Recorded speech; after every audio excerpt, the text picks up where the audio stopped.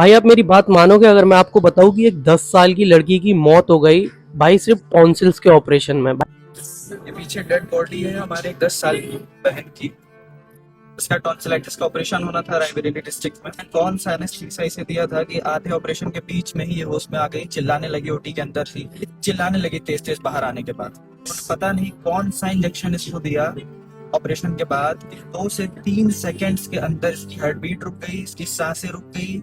इसे वेंटिलेटर की नीड है, लखनऊ ले जाओ। 2 घंटे का रास्ता है लखनऊ लाने का।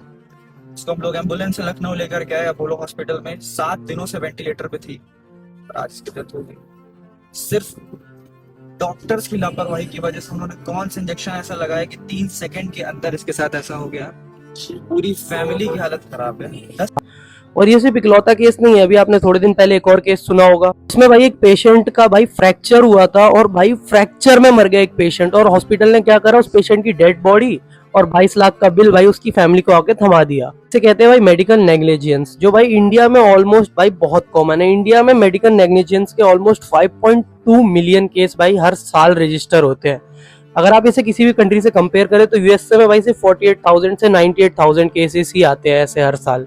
अब आप सोचेंगे कि भाई प्राइवेट हॉस्पिटल पे केस कर दूंगा अगर ऐसा कुछ हुआ तो। भाई फिर आप हमारा जस्टिस सिस्टम जानते ही हैं, एक बहुत लंबी लाइन में लग जाइए, क्योंकि almost 65,000 cases per year register होते हैं इस चीज के बेसिस पे। एंड भाई बहुत ही मुश्किल है आपको इंसाफ भाई 10-15 साल से पहले मिल पाए।